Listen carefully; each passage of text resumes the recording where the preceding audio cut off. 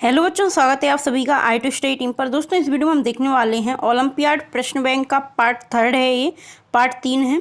इससे पहले हम इसके पार्ट 1 और 2 ऑलरेडी देख चुके हैं, जिसमें हम 100+ क्वेश्चन कर चुके हैं। आज हम पार्ट 3 देखेंगे, जिसमें हम 150+ क्वेश्चन देखने वाले हैं। इस वीडियो में बहुत ही इंपॉर्टेंट क्वेश्चन है आपके ओलंपियाड प्रश्न बैंक 2023-24 माध्यमिक स्तर हिंदी का हम देख रहे हैं यहाँ पे। इसके बाद हम हिंदी का कंप्लीट करके संस्कृत और अंग्रेजी का भी करेंगे। चलिए स्टार्ट करते हैं। अगर इससे पहले आपने इसका पार्ट 1 और 2 नहीं देखा तो आप उसे चेकआउट कर लें। प्लेलिस्ट आपको डिस्क्रिप्शन में मिल जाएगी। तो चलिए स्टार्ट करते हैं। ए वर्ण है, कौन सा वर्ण है? तो ए, इसका ए हो जाएगा, क्योंकि ये ए आई मूल वर्ण होते हैं। तो ये पहला हो जाएगा इसका ए वाला आंसर, आप देख सकते हैं यहाँ पे। इसके बाद आपका सेकंड क्वेश्चन रहेगा, हिंदी वर्णमाला में कुल स्वर होते हैं। तो आप सभी लोग जानते हैं 11 स्वर होते हैं। इसके बाद आ जाएगा आपका अयोगवाह कहते हैं, अम और हा को अयोगवाह कहते हैं। द्विगुण व्यंजन है, तो आप यहाँ पे देख सकते हैं ढ और ढ यहाँ पे द्विगुण व्यंजन हो जाएंगे। इसके बाद आता है शिक्षक शब्द में संयुक्त अक्षर कौन सा है? छतरी का हो जाएगा यहाँ पे सी। इसके बाद आता है आपका ये छ किससे मिलकर बनता है? का से और प्लस शा से, तो ये संयुक्ताक्षर कहलाता है। इसके बाद आपका अगला क्वेश्चन रहेगा, जिसमें है इसमें से किस शब्द में ऋषि स्वर की उपयोग किया गया है? तो पृथ्वी में किया गया है। चा छा जा जाना, तो ये हो जाएगा आपका सी वाला। इसके बाद आता है आपका हिंदी वर्णमाला में व्यंजनों की संख्या है, तो 41 व्यंजन होते हैं, 11 स्वर होते हैं। इसके बाद आपका अगला क्वेश्चन रहेगा, मूल स्वर होते हैं, तो 4 मूल स्वर होते हैं। इसके बाद आपका अगला आता है, जो कि आपका 13वां टॉपिक है। इससे पहले हम 12 टॉपिक कर चुके हैं। विलोम, पर्यायवाची, वर्तनी, शुद्ध अशुद्ध, इस प्रकार की हम मुहावरे, लोकोक्तियाँ 12 टॉपिक ऑलरेडी कर चुके हैं। 13 टॉपिक है, जिसमें हम क्रिया और क्रिया विशेषण पढ़ेंगे। तो यहाँ पे आप परिभाषा देख सकते हो। क्रिया विशेषण वह शब्द है जिसमें क्रिया की विशेषता पता चलती है।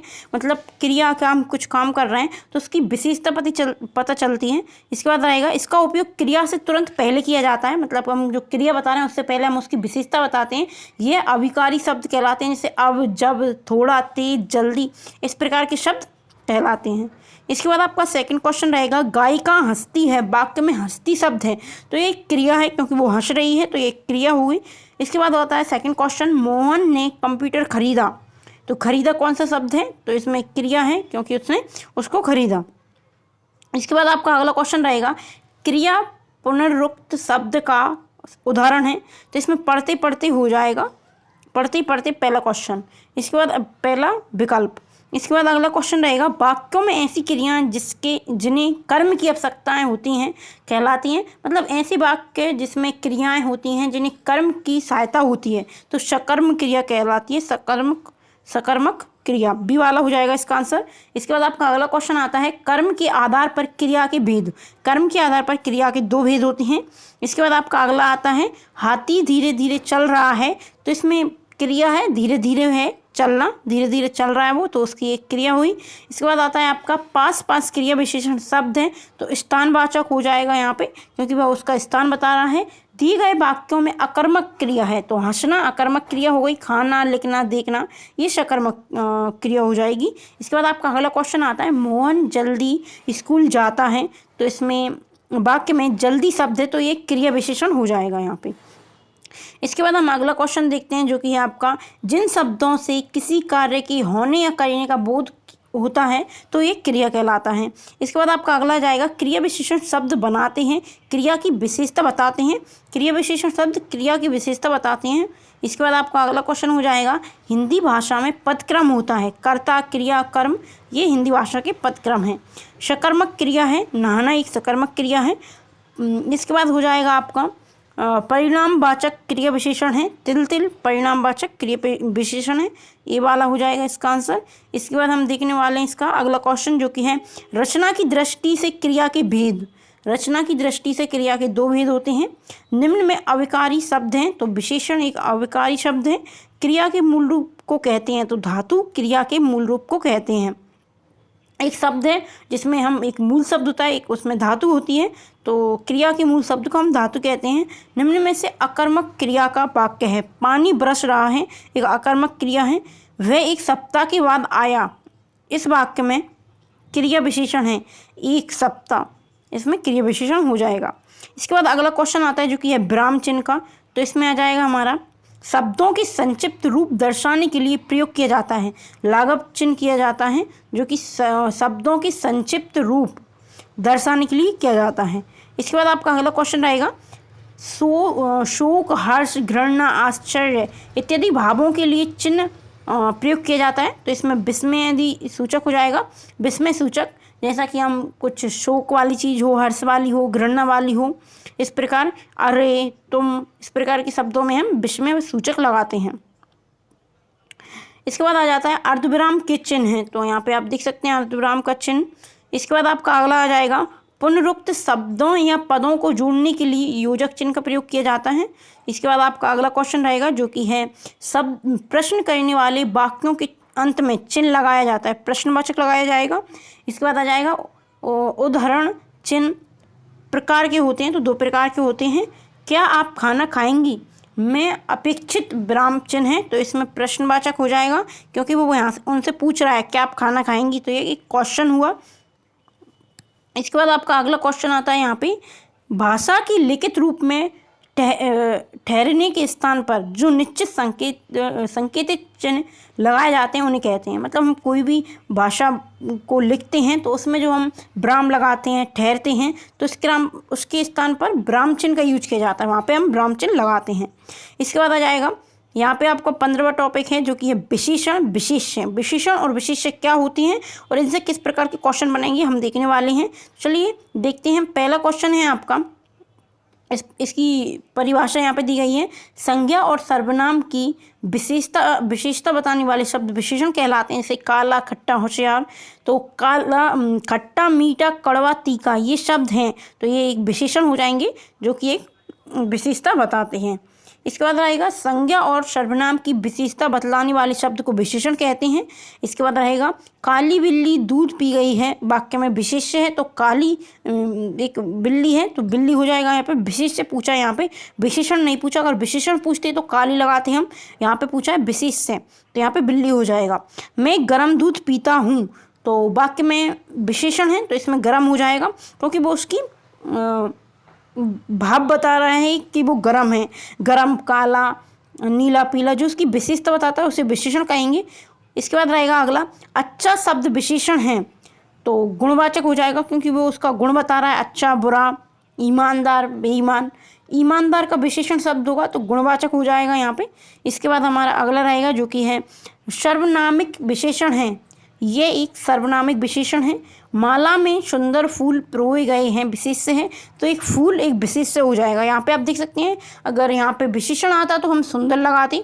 इसके बाद यहाँ पे पूछा है विशेष्य तो फूल एक विशेष्य हो जाएगा। संज्ञावाचक विशेषण है तो 5 एक संज्ञावाचक विशेषण है। वह बालक होशियार है तो इसमें एक विशेषण बता रहा है, उसकी विशेषता बता रहा है तो यहाँ पे विशेषण हो जाएगा। वैभव ने मकान बेचा ये वाक्य है तो भूतकाल का हो जाएगा क्योंकि उसने वैभव ने मकान बेचा, वो बेच चुका है तो कौन सा काल है, भूतकाल हो जाएगा।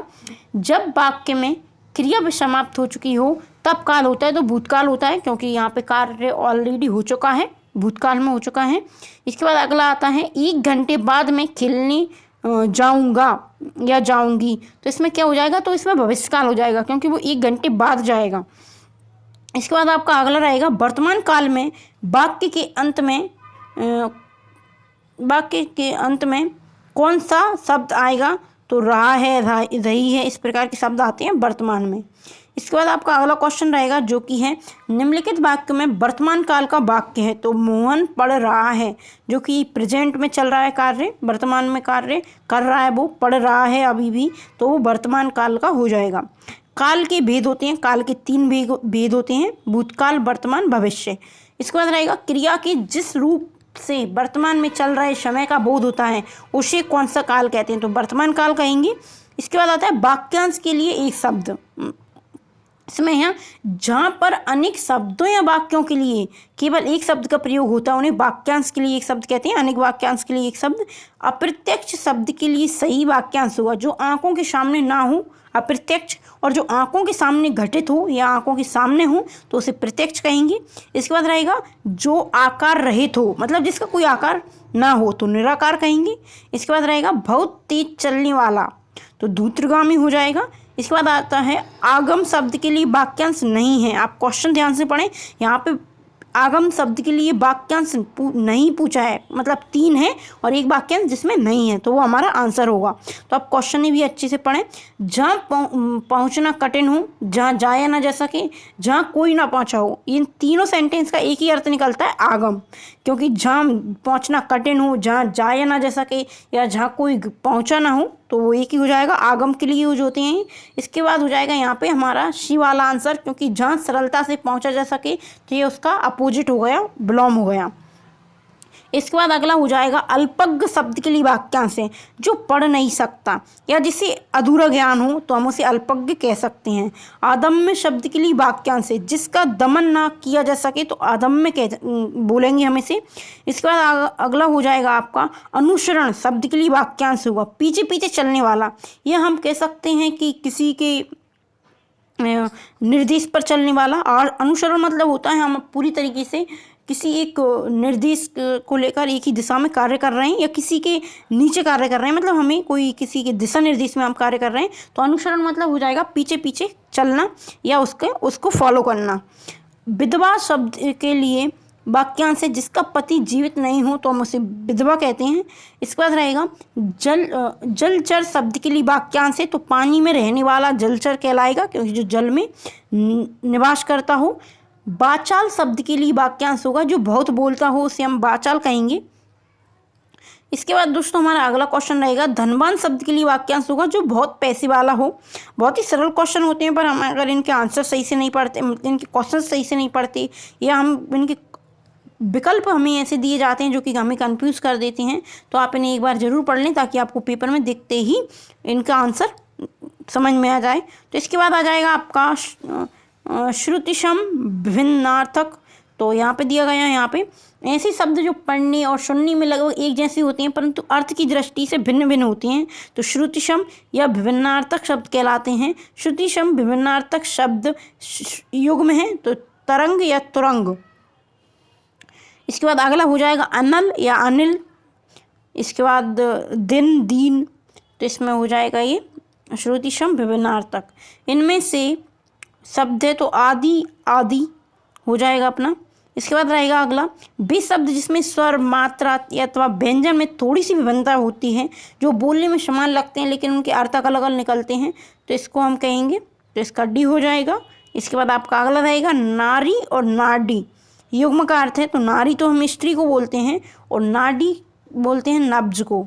जो बोलते हैं हम नाड़ी, मतलब एक नब्ज होती है हमारी, जिससे हमारी हर प्रकार की बीमारी देखी जा सकती है कि किस प्रकार का होती है। जो नब्ज पकड़ ली, आपने सुना होगा कि इस प्रकार हो जाएगा आपका। इसके बाद आपका हमने यहाँ पे 180 क्वेश्चन हम कंप्लीट कर चुके हैं। इसके बाद हम अगली वीडियो में देखेंगे, जो कि हम हिंदी कंप्लीट कर लेंगे। इसके बाद हम संस्कृत के कुछ क्वेश्चंस देखेंगे, फिर इसके बाद हम अंग्रेजी के देखेंगे। बहुत ही इंपॉर्टेंट क्वेश्चन है दोस्तों, इसमें आपको ओलंपियाड प्रश्न बैंक है 2023-24 की है बिल्कुल। इसमें हम कक्षा 6वीं से 8वीं तक के हिंदी, संस्कृत, अंग्रेजी के इंपॉर्टेंट वस्तुनिष्ठ क्वेश्चन करवाएंगे। इसके बाद हम सब्जेक्टिव क्वेश्चंस भी देखेंगे, जो कि आपकी पेपर की दृष्टि से बहुत ही इंपॉर्टेंट क्वेश्चन है। आपके अर्धवार्षिक और वार्षिक पेपर में आपको बहुत ही हेल्पफुल होंगे ये क्वेश्चन। आप इन्हें अच्छे से पढ़ लें, ज़्यादा कठिन नहीं है। आप अगर ये वीडियो मात्र देख लेते हैं तो आपको बहुत सारे क्वेश्चन याद हो जाएंगे। तो चलिए मिलते हैं अगली वीडियो में, और वीडियो को आप दोस्तों ज़्यादा से ज़्यादा शेयर जरूर करें अपने दोस्तों के साथ। और इसके बाद हम इसका संस्कृत देखेंगे, इसका हिंदी, अंग्रेजी के भी कुछ इंपॉर्टेंट क्वेश्चन देखेंगे। अभी इनके विकल्प वाले क्वेश्चन देख रहे हैं, इसके बाद हम इसके खाली स्थान वगैरह और भी ऑब्जेक्टिव क्वेश्चन करेंगे। अगर वीडियो अच्छी लगी हो तो वीडियो को लाइक करें, चैनल को सब्सक्राइब करना ना भूलें, बेल आइकन प्रेस कर लें ताकि आपको आने वाली वीडियो का नोटिफिकेशन मिल जाए। और दोस्तों इससे पहले मैं इसका पार्ट 1 और 2 डाल चुकी हूँ, अगर आपने वो वीडियो नहीं देखी तो जाकर वो वीडियो भी आप चेकआउट कर सकते हैं। अगर आपको इसका PDF चाहिए तो आप टेलीग्राम पर ज्वाइन कर लें, टेलीग्राम चैनल। चलिए मिलते हैं अगली वीडियो में, धन्यवाद।